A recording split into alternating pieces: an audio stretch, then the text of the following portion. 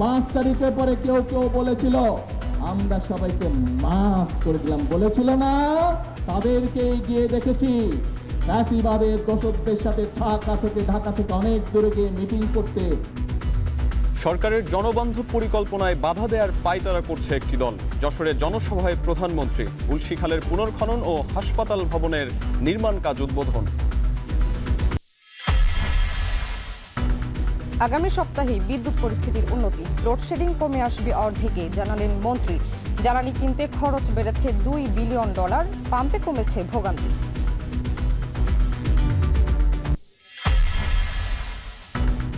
NCP নেত্রী নুসরাতের মনোনয়ন গ্রহণে ইসিকে নির্দেশ হাইকোর্টের। বাতিলই থাকছে মনিরার মনোনয়ন।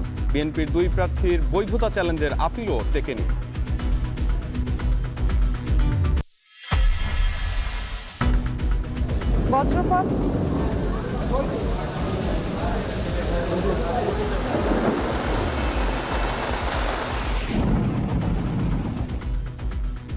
বজ্রপাত ও কাল বৈশাখী ঝড়ে দেশের 5 জেলায় 12 জনের প্রাণহানি। বজ্র নিরোধক টাওয়ার বসিয়ে ঝুঁকি কমানোর পরিকল্পনা সরকারের।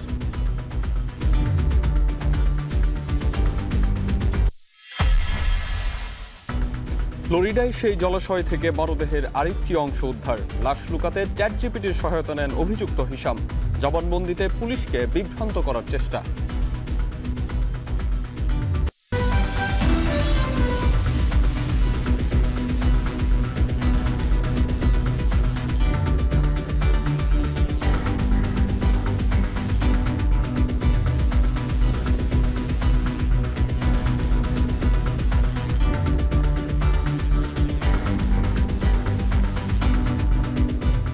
স্বাগত এখন সন্ধ্যায়। পুরো আয়োজনে আপনাদের সঙ্গে আছি আমরা দুজন, আমি শামীমা শাম্মী এবং আমি আরিফুল ইসলাম সাহাব।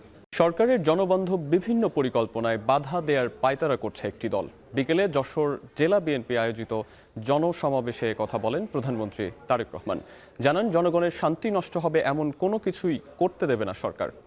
এছাড়াও তিনি বলেন, হ্যানা ভোটের মাধ্যমে জুলাই সনদের রায় দিয়েছে জনগণ, সেই প্রতিশ্রুতি রক্ষা করবে সরকার। বিস্তারিত সাব্বির রোজের প্রতিবেদনে। যশোরে দিনভর নানা কর্মসূচি শেষে পরন্ত বিকেলে প্রধানমন্ত্রী যখন পৌঁছালেন জনসভাস্থলে, তখন জেলার কেন্দ্রীয় ঈদগাহ ময়দান কানায় কানায় পূর্ণ। এ সময় তারেক রহমান হাত নেড়ে শুভেচ্ছার জবাব দেন। সকাল থেকেই যশোর শহরের বিভিন্ন ওয়ার্ড ছাড়াও আশেপাশের উপজেলাগুলো থেকে নেতাকর্মী সমর্থকরা এই সমাবেশে যোগ দেন। প্রধান অতিথির বক্তব্যে প্রধানমন্ত্রী বলেন, বিএনপি কথা দিলে কথা রাখে। বলেন, তার দলের নির্বাচনী প্রতিশ্রুতি বাস্তবায়ন দেখতে চায় জনগণ। বেগম খালেদা জিয়া তাৎক্ষণিকভাবে সেটি বাস্তবায়নের আশ্বাস দিয়েছিলেন এবং 2006 সালে সেটির কাজ শুরু হয়েছিল। কিন্তু মেডিকেল কলেজের কাজ সম্পূর্ণ হয়ে গেল, হাসপাতালের কাজ হয়নি গত 20 বছরে। আজ আল্লাহর রহমতে শহীদ জিয়ার দল বিএনপি, দেশনেত্রী খালেদা জিয়ার দল বিএনপি আল্লাহর রহমতে আবার সরকার গঠন করার পরে 20 বছর পরে আজ আবার সেই হাসপাতালের কাজে হাত দিল। সরকারের বিভিন্ন পরিকল্পনায় বাধা সৃষ্টির পায়তারা করছে একটি দল। মন্তব্য করে তারেক রহমান বলেন, জনগণের শান্তি নষ্ট করবে এমন কোনো কিছুই করতে দেবে না সরকার। বিএনপি পরিষ্কার বলেছে, জুলাই আগস্ট মাসে যারা মানুষ হত্যা করেছে তাদের আইনের বিচার হতে হবে, তাদের বিচার হতে হবে। কিন্তু আমরা দেখেছি 5 তারিখের পরে কেউ কেউ বলেছিল আমরা সবাইকে মাফ করে দিলাম, বলেছিল না? আমরা কয়েকদিন আগে দেখেছি যারা বক্তৃতার মঞ্চে জোরে জোরে কথা বলে তাদেরকে গিয়ে দেখেছি ফ্যাসিবাদের দোষকদের সাথে ঢাকা থেকে অনেক দূরে গিয়ে মিটিং করতে। জনগণ যখন সেটা ঘিরে ফেলেছে জায়গা, তখন আর তারা কোনো জবাব দিতে পারে না। জনগণ হ্যানা ভোটের মাধ্যমে জুলাই সনদের রায় দিয়েছে, সেই প্রতিশ্রুতি রক্ষা করা হবে, এমনটিও জানান প্রধানমন্ত্রী। এখন অগ্রাধিকার হচ্ছে সাব্বির রোজ, এখন যশোর। এদিকে রান্নার কষ্ট লাঘবে নারীদের জন্য এলপিজি কার্ড দেওয়ার ঘোষণা দিয়েছেন প্রধানমন্ত্রী। যশোরে উলশিখাল পুনঃখনন কার্যক্রম উদ্বোধন করে সুধী সমাবেশে তিনি এই কথা বলেন এবং বলেন, কিছু ব্যক্তি ও দল গণভোট নিয়ে বিভ্রান্তি ছড়াচ্ছে। এদিকে দুপুরে যশোর মেডিকেলের 500 শয্যার হাসপাতাল ভবনের নির্মাণ কাজ উদ্বোধন করে সরকার প্রধান বলেন, জনগণের দোরগোড়ায় চিকিৎসা সেবা পৌঁছে দিতে কাজ করছে সরকার। সাব্বির রোজের আরেকটি প্রতিবেদন। যশোরের শার্শা উপজেলার উলসী খাল, স্থানীয়দের কাছে যা জিয়া খাল নামে পরিচিত। 1976 সালের নভেম্বরে বেতনা নদীর সাথে যুক্ত প্রায় 4 কিলোমিটার দৈর্ঘ্যের এই খাল খনন উদ্বোধন করেন তৎকালীন রাষ্ট্রপতি জিয়াউর রহমান। 50 বছর পর মৃতপ্রায় সেই উলসী খালে কোদাল হাতে ছেলে বর্তমান প্রধানমন্ত্রী তারেক রহমান। নির্বাচনী প্রতিশ্রুতি বাস্তবায়নে সোমবার সকালে খালটির পুনঃখনন কার্যক্রম উদ্বোধন করেন এবং খালপাড়ে একটি গাছের চারা রোপণ করেন প্রধানমন্ত্রী। পরে অনুষ্ঠানস্থলেই সুধী সমাবেশে তুলে ধরেন উলসী খাল চালু হলে সব সুবিধা। প্রায় 20,000 কিলোমিটার। জুলাই সনদ নিয়ে কিছু দল বিভ্রান্তি ছড়িয়ে পরিস্থিতি ভিন্ন খাতে নেওয়ার অপচেষ্টা চালাচ্ছে উল্লেখ করে প্রধানমন্ত্রী বলেন, সবাইকে সতর্ক থাকতে হবে। অতীতে আমরা দেখেছি আন্দোলনের নামে কিভাবে 173 দিন হরতাল করা হয়েছিল, মনে আছে আপনাদের? 173 দিন কিভাবে দেশের অর্থনীতিকে ধ্বংস করে দেওয়ার চেষ্টা করা হয়েছিল। প্রিয় ভাই বোনেরা, এখনো আবার সেই ভূত আরেকজনের কাঁধে গিয়ে আসর করেছে। আপনাদেরকে এই ব্যাপারে প্রিয় ভাই বোনেরা সতর্ক থাকতে হবে।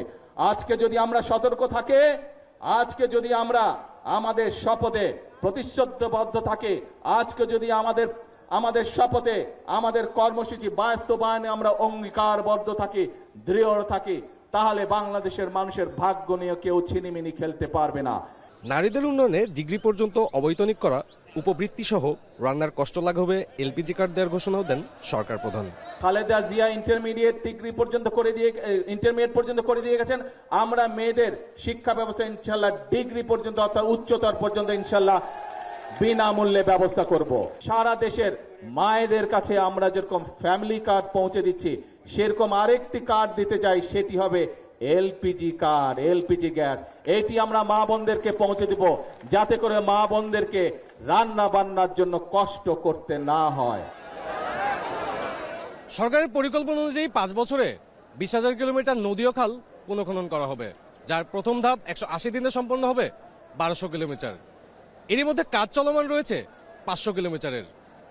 তারেক রহমানের উদ্যোগ কেবল একটি উন্নয়ন প্রকল্প নয়, বরং ইতিহাসেরই পুনর্জাগরণ, যা সমৃদ্ধ করবে দেশের কৃষিখাতকে, এমনটি মনে করছেন সাধারণ মানুষ। এরপর দুপুরে 500 শয্যার যশোর মেডিকেল হাসপাতাল ভবন নির্মাণ কাজের ভিত্তি স্থাপন করেন তারেক রহমান। স্বাস্থ্যসেবা খাতে সরকারের পরিকল্পনা তুলে ধরে প্রধানমন্ত্রী বলেন, মানুষের দোরগোড়ায় দ্রুত চিকিৎসা সেবা পৌঁছে দেয় সরকারের মূল লক্ষ্য। আমরা নির্বাচনের আগে অবশ্যই সিদ্ধান্ত নিয়েছি যে আমরা চিকিৎসা সুবিধা যেরকম দেশের মানুষের জন্য গড়ে তুলব, একই সাথে আমাদের আর্থিক অবস্থা আমরা নিয়েছি, যেদিকে আমরা বাস্তবায়নের চেষ্টা করব, সেটি হচ্ছে প্রিভেনশন। আমি যদি প্রথমে দেশের মানুষকে অসুস্থ হওয়া থেকে দূরে রাখতে পারি, তাহলে যারা অসুস্থ হবে সেই মানুষগুলো যখন হাসপাতালে আসবে, স্বাভাবিকভাবে তারা বিভিন্ন চিকিৎসা পাবে, তাদের জন্য সর্বকার দেওয়া সম্ভব হবে। পরে উপমহাদেশের প্রাচীনতম জ্ঞানপীঠ যশোর ইনস্টিটিউট পাবলিক লাইব্রেরিতে পরিদর্শনে যান প্রধানমন্ত্রী। লাইব্রেরিতে প্রবেশ করেই দুষ্প্রাপ্য পাণ্ডুলিপি শাখা ঘুরে দেখেন তিনি। এ সময় দুষ্প্রাপ্য কিছু রচনা মনোযোগ দিয়ে পর্যবেক্ষণ করেন প্রধানমন্ত্রী। আমরা প্রতি উপজেলার 2টো করে প্রাইমারি স্কুল আমরা টার্গেট করার চেষ্টা করছি, যেখানে আমরা বাচ্চাদেরকে বই দিব, কোনো রাজনৈতিক বই না, রাজনীতির বাইরেও বিভিন্ন বিষয়ের বই আছে, বহু বিষয়ের বই আছে। আমরা সেই ধরনের বই দিব, যেগুলো বই পড়লে বাচ্চারা অনেক কিছু বুঝতে থাকে। পরিদর্শনে যশোরের শিক্ষাবিদ ও প্রাজ্ঞজনদের সঙ্গে মতবিনিময় করে লাইব্রেরির ঐতিহাসিক গুরুত্ব ও বর্তমান অবস্থা সম্পর্কে খোঁজখবর নেন প্রধানমন্ত্রী। সাব্বির রোজ, এখন যশোর। আগামী সপ্তাহেই বিদ্যুৎ পরিস্থিতির উন্নতি হবে বলে আশ্বস্ত করেছেন জ্বালানি মন্ত্রী।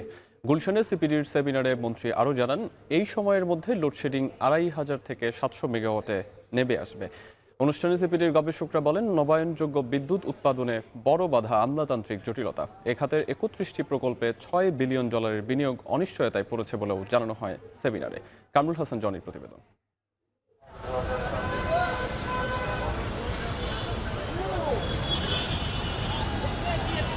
মাস ধরে জ্বালানি সংকট মোকাবিলা করে আসছে বাংলাদেশ। এই সময়ে পরিস্থিতি সামাল দিতে সরবরাহ ও নিয়ন্ত্রণ ব্যবস্থায় rationing, fuel pass, spot market থেকে বেশি দামে জ্বালানি কেনা, ভারত থেকে পাইপলাইনে ডিজেল আনাসহ নানা পদক্ষেপ নেয় সরকার। গত সপ্তাহে পেট্রোল, অকটেন, ডিজেলের দাম বাড়ায় সরকার। একই সঙ্গে লোডশেডিং চলছে, রাজধানীর বাইরে 6 থেকে 12 ঘন্টা পর্যন্ত বিদ্যুৎ থাকছে না। এমন পরিস্থিতিতে আশার কথা শোনালেন বিদ্যুৎ ও জ্বালানি মন্ত্রী ইকবাল হাসান মাহমুদ টুকু। আশা করি যে আগামী সপ্তাহের মধ্যে বিদ্যুতের অবস্থা কিছুটা ইমপ্রুভ করবেন। কিছু কিছু প্রাইভেট পাওয়ার জেনারেটর যারা আছে তারা আপনার পাওয়ার দেওয়া শুরু করবে। তাতে আশা করি যে আমার এখন তো প্রায় 1200 বা 1500 মেগাওয়াট আমাকে লোডশেডিং দিতে হচ্ছে, তখন আমি হয়তো 800-900-র মধ্যে নিয়ে আসতে পারবো। লোডশেডিং থাকবে। দুপুরে রাজধানীর গুলশানে চতুর্থ Bangladesh China renewable energy forum শীর্ষক সেমিনারে তিনি এই কথা জানান। জ্বালানি সংকটে আমদানি ব্যয় $2 বিলিয়ন ছাড়িয়েছে। ভবিষ্যতে চ্যালেঞ্জ মোকাবিলায় নবায়নযোগ্য জ্বালানি খাতে আগামী 5 বছরে 10,000 মেগাওয়াট বিদ্যুৎ উৎপাদন করার লক্ষ্যমাত্রা নির্ধারণ করা হয়েছে। তবে বেসরকারি উন্নয়ন সংস্থা সিপিডির গবেষকরা জানান 2030 সালের মধ্যে 10,000 মেগাওয়াট নবায়নযোগ্য বিদ্যুৎ উৎপাদনের লক্ষ্য থাকলেও ভূমি অধিগ্রহণ, ডলার সংকট এবং আমলাতান্ত্রিক জটিলতা বড় বাধা হয়ে দাঁড়িয়েছে। এছাড়া এই খাতের 31টি সৌর প্রকল্প বাতিল হওয়ায় অনিশ্চয়তায় পড়েছে প্রায় $6 বিলিয়ন বিনিয়োগ। When we are talking about the merchant power purchase agreements, we want a favorable wheeling charge. এখন বাংলাদেশে wheeling charge for the use of the grid is 0.31 পয়সা। এবং at the most we have heard all kinds of rumors that 2 টাকা হবে, 3 টাকা হবে. If that's the case, তাহলে nobody will go for renewable energy. We need immediate increase of our gas supply.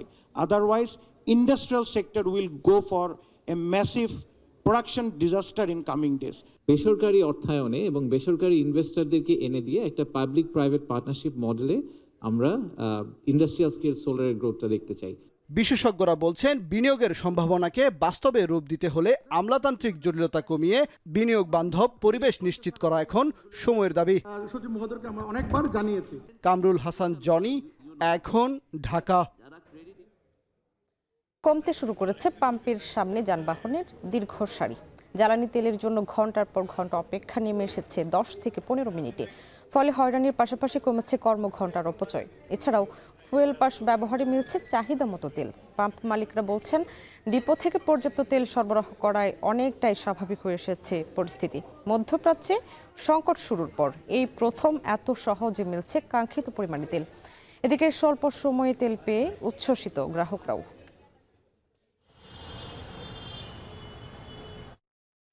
বজ্রপাতে নেত্রকোনা, সুনামগঞ্জ ও হবিগঞ্জে 8 জনের মৃত্যু হয়েছে।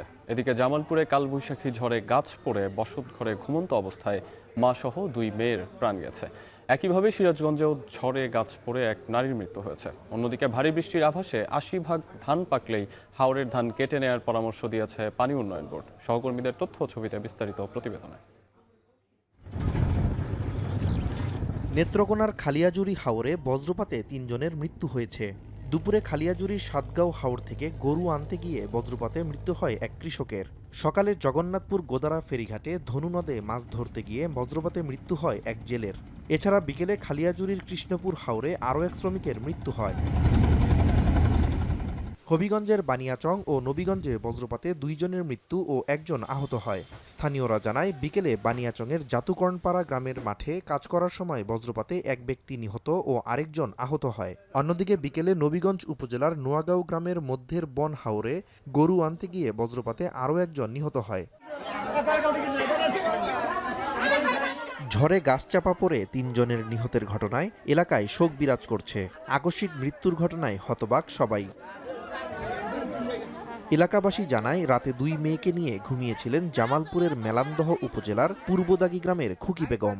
ভোররাতে কালবৈশাখী ঝড় শুরু হলে 3টি গাছ উপড়ে পড়ে খুকি বেগমের ঘরের উপর। এ সময় চাপা পড়ে প্রাণ হারান মা ও 2 মেয়ে ফাতেমা ও ফরিদা আক্তার। ওর পরিবর্তনে 3টা গাছ উল্টে যায়, 3টা লোকের উপরে পড়ে যায়। অনাকাঙ্ক্ষিতভাবে ওনাদের 3 দিনের এই ঘটনাস্থলে মৃত্যু হয়। গাছ বসে গরুর উপরে, গড় বসে গরুর উপরে পরে মারা গেছে। খবর পেয়ে সকালে স্থানীয়দের সহায়তায় মরদেহ উদ্ধার করে ফায়ার সার্ভিস। ঘটনাস্থল পরিদর্শন করেছে পুলিশ। আব্দুল গনির স্ত্রী এবং ওনার 2 সন্তান মৃত্যুবরণ করে। সংবাদ পেয়ে আমরা সকালবেলা ঘটনাস্থলে আসি, এসে গাছ সরাই, ফায়ার সার্ভিসের সহায়তায় লাশের সুরতল রিপোর্ট প্রস্তুত করা হয়। অন্যদিকে সিরাজগঞ্জের উল্লাপাড়ায় কালবৈশাখীতে ঘরের উপর গাছ পড়ে এক নারীর মৃত্যু হয়েছে। কয়েক মিনিটের তাণ্ডবে ক্ষতিগ্রস্ত হয় বিভিন্ন এলাকার গাছপালা। দেশের বিভিন্ন এলাকায় বৈশাখী তাণ্ডবে শঙ্কিত হাওরের ধান চাষিরা। ভারী বৃষ্টিপাতের আভাসে অগ্রিম ধান কেটে নেওয়ার অনুরোধ জানিয়ে বিজ্ঞপ্তি প্রকাশ করেছে পানি উন্নয়ন বোর্ড। আমাদের সুরমা নদীর পানি ইতিমধ্যে বৃদ্ধি পেয়েছে। যদি অতি ভারী থেকে অতি ভারী বৃষ্টিপাত হয় সেক্ষেত্রে একটা আগাম বন্যার আশঙ্কা রয়েছে। রোববার সারা দেশে বজ্রপাতে 14 জনের প্রাণহানির ঘটনায় ধান কাটা শ্রমিকদের মাঝে আতঙ্ক বিরাজ করছে। নাজমুস সাকিব সামি, এখন।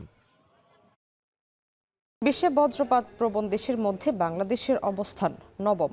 এই দুর্যোগে প্রাণহানি কমাতে জনগণকে সচেতন করার পাশাপাশি সারা দেশে তালগাছ রোপণের কর্মসূচি নেওয়া হয়েছে। বিকেলে সংসদ অধিবেশনে প্রশ্নোত্তর পর্বে মন্তব্য করেন দুর্যোগ ব্যবস্থাপনা ও ত্রাণমন্ত্রী আসাদুল হাবিব দুলু। বলেন, আধুনিক বজ্রপাত নিরোধক যন্ত্র কেনার বিষয়টিও সরকারের বিবেচনায় রয়েছে। এটি হচ্ছে প্রথমত আমরা মনে করি সচেতনতা বৃদ্ধি করতে হবে, কারণ বজ্রপাত ভূমিকম্পর মতো কোনো আগাম বার্তা ছাড়াই কিন্তু বজ্রপাত সংঘটিত হয় বেশ কিছু সময় ব্যাপী। যখন আকাশে ঘন মেঘ জমে তখন যদি তারা নিজেদের একটি নিরাপদ আশ্রয় গ্রহণ করে তাহলে এখানে প্রাণহানি খুব কম হবে। প্রাকৃতিকভাবে তাল গাছ রোপণের একটা কর্মসূচি বিগত সময় নেওয়া হয়েছে, সেটা খুব বেশি এগোয় নাই, তারপরও আমরা মনে করি এটিও একটি কার্যকারী ব্যবস্থা। এখন সন্ধ্যায় একটা বিরতি নিচ্ছি, একটু পর সাথেই থাকুন।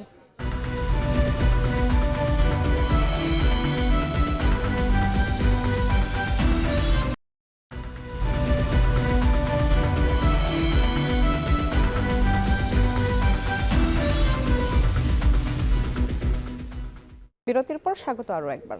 দেখছেন এখন সন্ধ্যা। জাতীয় সংসদের সংরক্ষিত মহিলা আসনে জামায়াত জোটের প্রার্থী মনিরা শারমিনের মনোনয়নপত্র বাতিলের বিরুদ্ধে করা আপিল খারিজ করে দিয়েছে ইসি।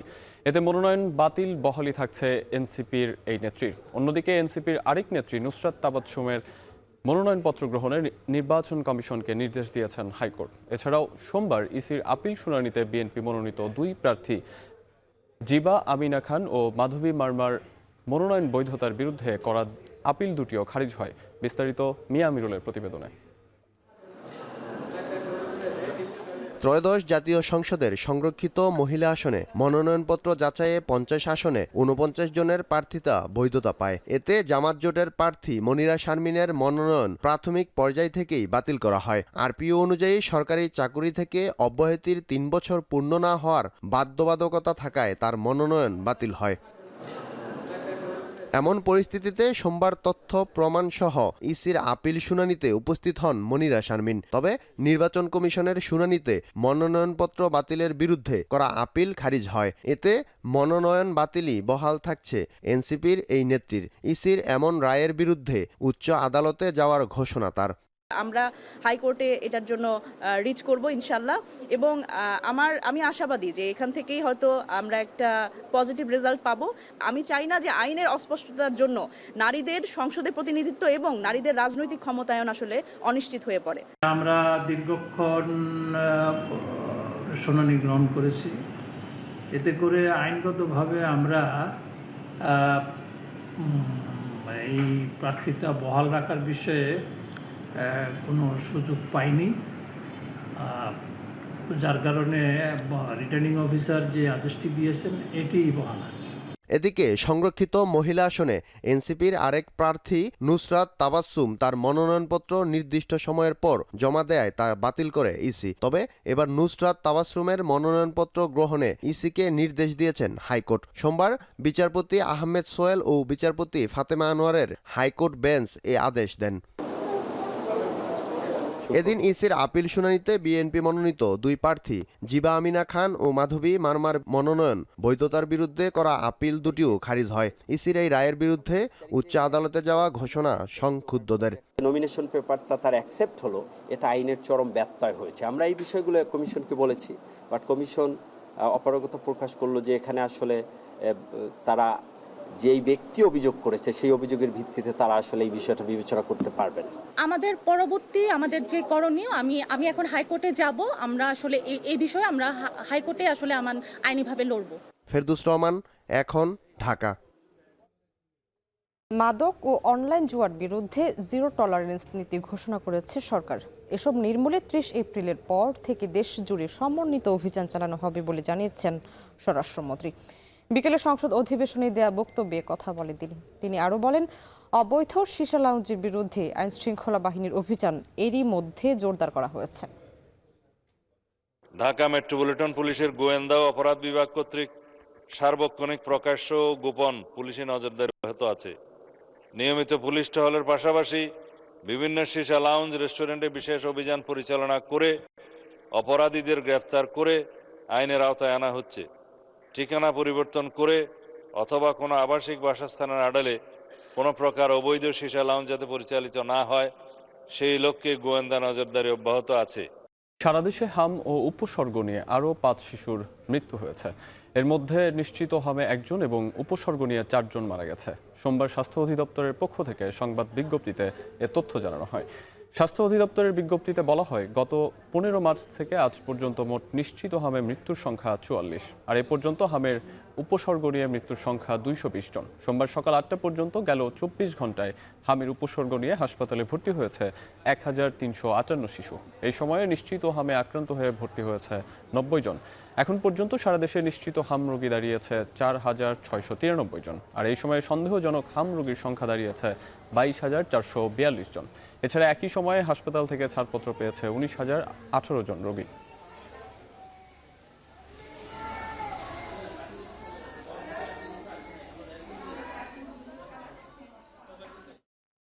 নিচ্ছি আরও একটি বিরতি, ফিরছি একটু পর।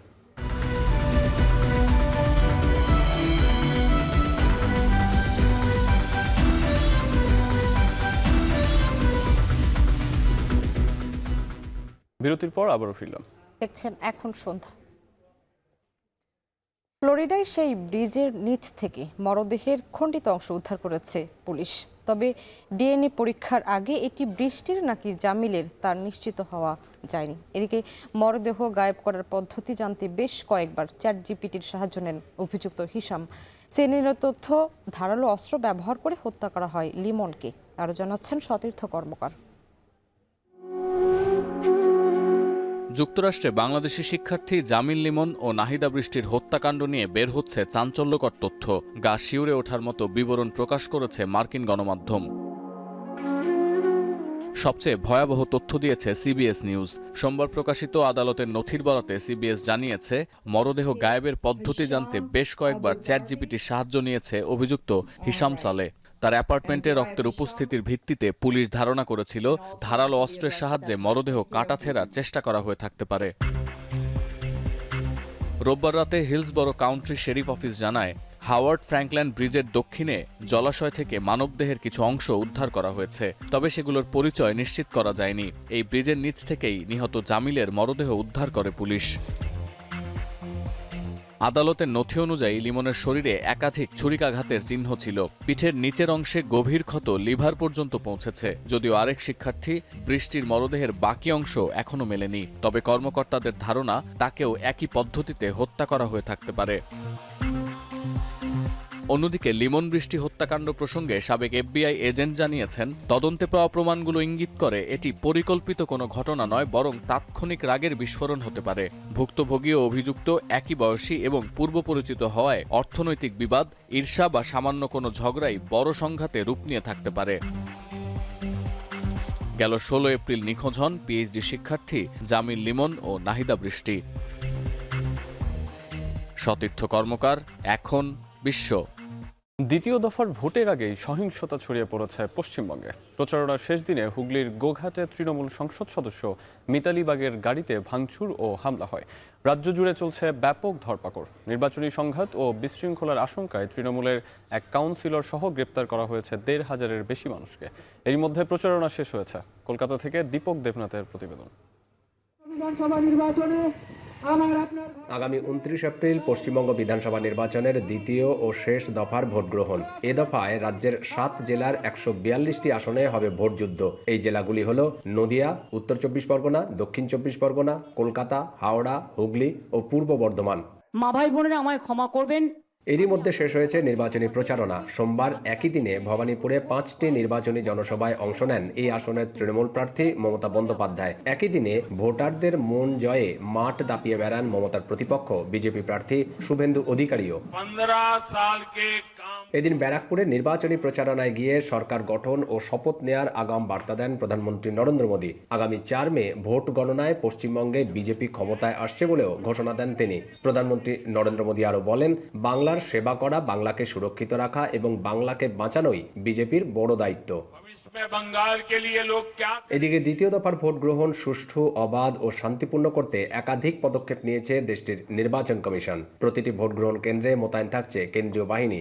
উত্তর ও দক্ষিণ 24 পরগনায় সবচেয়ে বেশি আইন শৃঙ্খলা বাহিনী মোতায়েন থাকছে। এরই মধ্যে নিরাপত্তা রক্ষায় চলছে ব্যাপক ধরপাকড়। গ্রেপ্তার করা হয়েছে 1,500-এর বেশি মানুষকে। দ্বিতীয় দফার ভোট গ্রহণের আগেই রাজ্য জুড়ে বেশ কয়েকটি সহিংসতার ঘটনা ঘটেছে। জগদ্দল থানার সামনে বিজেপি ও তৃণমূল দফায় দফায় সংঘর্ষ হয়। এতে আহত হয় বেশ কয়েকজন। এ ঘটনায় তৃণমূলের 4 কর্মীকে গ্রেপ্তার করেছে পুলিশ। এর আগে সোমবার সকালে তৃণমূলের লোকসভার সদস্য মিতালি বাগের গাড়িতেও হামলা ও ভাঙচুরের ঘটনা ঘটে। রোড শোতে যাওয়ার পথে গোঘাট এলাকায় তার গাড়িতে হামলা চালানো হয় বলে অভিযোগ করেছেন এই তৃণমূল নেত্রী। দীপক দেবনাথ, এখন কলকাতা। এখন সন্ধ্যায় নিচ্ছে আরেকটা বিরতি। পিছিয়ে আরো সংবাদ দিয়ে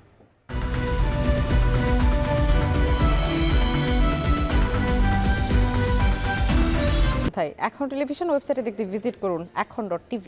এছাড়াও ফেসবুকে দেখতে ভিজিট করুন facebook.com/tv.এখন আর ইউটিউবে দেখতে ভিজিট করুন youtube.com/c/echontv।